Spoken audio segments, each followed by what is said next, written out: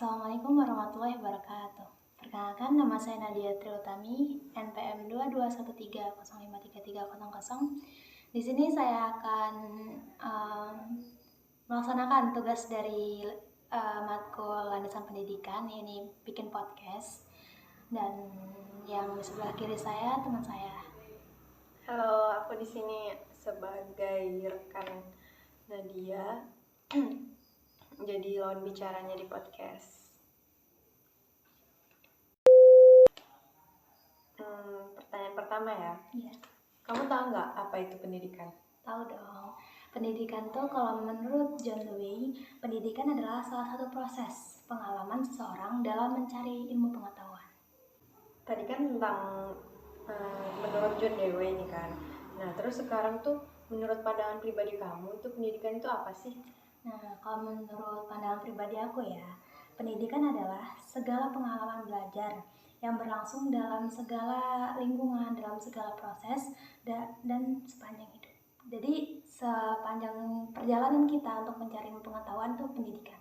Oh gitu, jadi kita harus belajar sepanjang hidup ya? Iya, karena kan belajar itu kan nggak mengenal kayak usia, waktu, tempat, dan sebagainya. Sekarang pertanyaan kedua ya. Iya. Gimana sih pandangan kamu secara pribadi tentang kondisi pendidikan di negara itu saat ini? Terus gimana sih kaitannya kondisi pendidikan sekarang itu sama landasan pendidikan? Kalau menurut aku ya, dalam segi kualitas pendidikan di negara saat ini itu masih jauh dari kata sempurna. Ini aku dapat data dari World Population Review tahun 2001. Nah, dalam data tersebut menampilkan bahwasanya Indonesia ada dalam urutan 54 dari 78 negara yang masuk dalam peringkat dunia dalam bidang pendidikan. Nah, hal ini kita masih tertinggal di antara jajaran negara Asia Tenggara aja, kita masih jauh. Misalnya dalam negara Singapura dia meraih posisi 21. Terus Malaysia ada meraih posisi 38 dan Thailand meraih posisi 36. Nah, padahal jarak negara kita antara negara Malaysia, Thailand, Singapura itu kan gak terlalu jauh kan. Itu masih dalam nominal dekat lah jaraknya. Terus dalam urusan teknologi juga, teknologi kita nggak kalah dari mereka, 11-12 lah dalam itu paparan angka. Nah, itu dan itu kaitannya sama apa? Kondisinya sekarang sama landasan pendidikan itu menurut aku masih kurang sinkron lah, karena dalam kondisi atau kualitas pendidikan yang sekarang itu belum mencapai target atau tujuan dari landasan pendidikan sama cita-cita itu pendidikan dalam negeri ini, target negeri ini dalam pendidikan. Gitu. Jadi menurut kamu pendidikan sekarang ini masih kualitasnya masih belum bagus ya? Masih belum bagus, kayak ya dalam data aja masih belum bagus, apalagi kok misalnya dilihat dari faktanya. Meskipun nggak semuanya belum bagus, tapi kok bisa dipresentasikan yang belum bagus itu lebih banyak daripada yang sudah bagus. Oh iya. Sekarang ke pertanyaan selanjutnya ya. Jadi bagaimana pandangan kamu secara pribadi tentang aliran-aliran dan asas pendidikan yang kamu tahu sebagai calon pendidik? Dalam aliran dulu ya, aliran yang aku tahu dalam pendidikan itu ada 4. Pertama aliran nativisme, empirisme, naturalisme, sama aliran konvergensi. Nah, di antara keempat aliran ini, yang paling aku setujui dan ya yang menurut aku paling cocok sama pendidikan saat ini adalah aliran yang terakhir, aliran konvergensi. Karena aliran terakhir itu gabungan antara aliran yang nativisme sama empirisme. Itu aliran itu menjelaskan bahwasanya pendidikan itu bawaan dari lahir sama bisa dari dukungan dari lingkungan. Jadi antara bawaan dari lahir sama lingkungan tuh mereka saling berkaitan dan bisa saling mengubah satu sama lain. Jadi nggak menetapkan kalau misalnya lahirnya dari keluarga itu keturunan dokter, nanti dia gede harus jadi dokter, enggak. Jadi dia tuh kayak masih memerlukan kondisi lingkungannya kayak mana, terus kayak pergaulan lingkungannya kayak mana gitu. Terus dari segi asas-asas pendidikan ya. Nah, asas pendidikan yang teror dari Ki Hajar Dewantara, beliau mengatakan bahwa Ingarso Suntolodio Ingmadio Mangun Karso sama Tuturi Handayani. Artinya Ingarso Suntolodio itu artinya dia di depan menjadi pemimpin atau penunjuk arah. Terus Ingmadio Mangun Karso itu dia di tengah itu mengayomi atau memberi semangat. Sedangkan waktu Tuturi Handayani itu dia saat dia berada di belakang dia tuh memberi dorongan secara moral. Nah, terus ada asas semesta, menyeluruh dan terpadu, yakni pendidikan itu dilaksanakan terbuka bagi seluruh rakyat dan mencakup semua jenjang pendidikan dan tidak bisa dipisahkan dari pembangunan bangsa. Terus ada asas tanggung jawab bersama, ada asas manfaat adil dan merata, yakni pendidikan itu harus bermanfaat dan adil. Jadi seluruh jenjang itu harus merasakan pendidikan dan harus dirasakan oleh seluruh lapisan rakyat tanpa terkecuali. Terus yang terakhir itu ada asas pendidikan seumur hidup.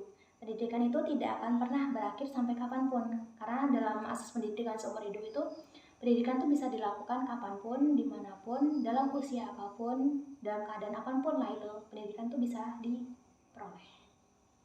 Gitu. Terus berikutnya, menurut kamu apa sih hakikat manusia itu? Terus bagaimana sih kaitannya dengan pendidikan? Nah, kalau menurut aku secara pribadi ya, hakikat sebagai manusia itu kan manusia adalah makhluk yang diciptakan oleh Allah. Nah, manusia ini memiliki berbagai potensi. Dia ini supaya bisa tumbuh kembang, supaya bisa menyempurnakan dirinya sendiri. Nah, hubungannya sama pendidikan itu, dalam proses untuk menyempurnakan diri ini kita butuh pendidikan itu. Jadi pendidikan itu ada andilnya dalam proses penyempurnaan diri. Itulah hubungan antara hakikatan manusia sama pendidikan. Gitu. Terus kamu kan sebagai calon guru nih, karena kuliah di PGSD. Jadi apa sih rencana kamu di masa depan sebagai calon guru? Nah, kalau misalnya berproses ya itunya. Ya kayak sekarang kan baru masuk S1. Nah, itu kayaknya harus tujuan pertama ya itu lulus tepat waktu ya, kalau bisa sebelum waktunya sih alhamdulillah. Terus yang kedua, mengambil contoh dari guru-guru yang sebelumnya. Kan kayak kita sebelum kita kuliah ini kita pernah merasakan SD, SMP, SMA. Nah, waktu kita dalam proses pelajaran itu kita bertemu sama banyak tipe guru kan. Ada yang bertemu sama guru yang berkompetensi, ada yang enggak. Nah, kalau misalnya kita bertemu dengan guru yang berkompetensi yang kayak cara ajarannya itu baik dan patut kita contoh, kita ambil, kita harus menirunya. Tapi kalau misalnya kita bertemu sama guru kita dulu, kayak misalnya guru kita ini cuma hadir cuma buat absen doang, terus di kelas yang penting ngasih materi, entah itu anaknya paham entah enggak, penting materinya udah dikasih gitu kan, berarti itu nggak boleh kita contoh. Jadi kita harus mengambil contoh dari guru-guru yang sebelumnya. Kalau misalnya itu baik kita ambil, berarti kalau misalnya jelek kita jadiin contoh, jangan kita ambil yang kayak begitu gitu. Terus yang terakhir itu aku pengen jadi guru yang baik. Itu menjadi guru yang baik itu ya guru yang bisa mengayomi muridnya. Itu biar murid tuh bisa ngasih kepercayaan sama kita. Jadi bukan murid tuh kayak merasa senggan sama kita. Senggan tuh emang harus ada, tapi kepercayaan tuh harus lebih tinggi dari senggan itu. Jadi dengan adanya kepercayaan antara kita dan murid, itu berarti murid tuh kan percaya kalau misalnya dia nih, guru ini, ibu ini tuh bisa ngasih materi ke aku, bisa bikin pahamin aku. Jadi kepercayaan tuh penting dalam transfer antara ilmu dari guru ke muridnya itu. Jadi kita tuh harus jadi guru yang baik gitu ya, yang harus bisa memahami muridnya kayak gitu. Ya jangan sampai lah jadi guru yang cuma ditakutin muridnya doang, jangan sampai. Oke.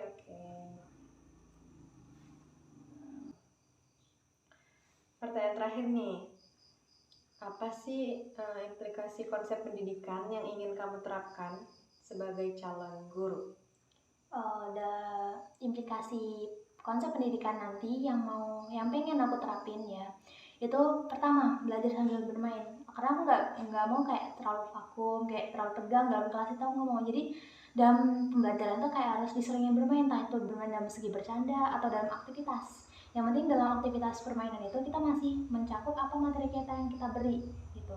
Terus yang kedua tuh kita harus bisa mengayomi murid kan, mengayomi murid, terus kita harus sering sharing sama murid kan. Terus yang terakhir itu kan nanti waktu kita jadi misalnya calon guru ya, waktu kita jadi guru, teknologi udah semakin berkembang, nggak kayak yang sekarang kan, pasti nanti akan semakin maju, akan semakin ya pokoknya semakin wow lah ya, semakin berkembang.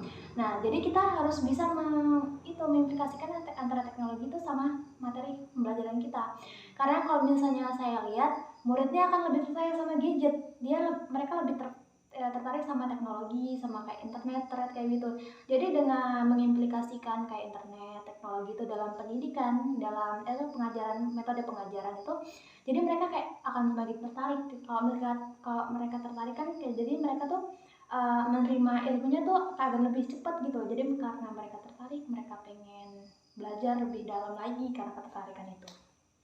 Jadi itu konsep belajar sambil bermain dan menggunakan teknologi terkini gitu ya.